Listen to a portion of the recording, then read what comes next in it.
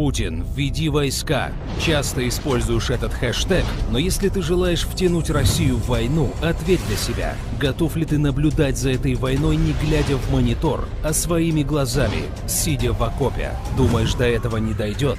Ты ошибаешься. Спровоцировать ввод российских войск на Украину – это важнейшая задача для Соединенных Штатов. Одна из целей США – списать крах экономики Украины на Россию. Давайте будем реалистами. Украину не возьмут в состав Евросоюза, а кредиты МВФ не помогут экономике восстановиться. Но как только на Украину войдет наша армия, Россию можно будет обвинить во всех бедах украинского народа. Ведь это из-за России перестали платить пенсии и пособия. Из-за России разрушена вся промышленность. Эта Россия забрала у украинцев их европейскую мечту. Конечно, можно выполнить требования диванных генералов и ввести войска. Но как это будет выглядеть для мирового сообщества? А вот как. Россия вводит войска без резолюции ООН на территорию независимой Украины. Правительство Украины Россию об этом не просит, а то правительство, которое просит, пока что никем не признано. Для мирового сообщества это будет называться одним словом – агрессия. А против агрессора Запад настроит весь мир. Станут ли союзники России поддерживать агрессора?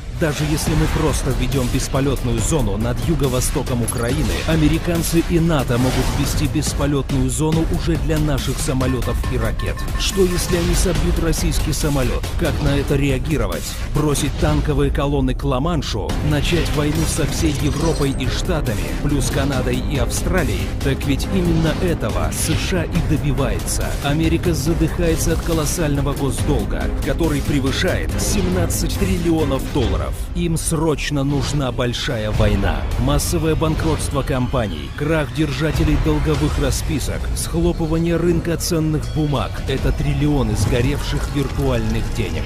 Госдолг обнулится, ВПК и экономика штатов получат новые заказы со всего мира. Это их шанс избежать неминуемое банкротство. России эта война не нужна. Оттягивание конфликта настолько укрепляет, но в Донбассе гибнут люди, и руководство России оказывается перед выбором: плохое решение или очень плохое. Погибнут сотни или погибнут сотни тысяч, а то и миллионы. Это страшный выбор, но такова реальная геополитика. И когда ты в очередной раз заявляешь, что Путин слил Юго-Восток, задумайся, к чему ты толкаешь свою страну. Если ты не готов с оружием в руках защищать интересы своей страны, хотя бы не нагнетай истерию. В геополитике нет места эмоциям.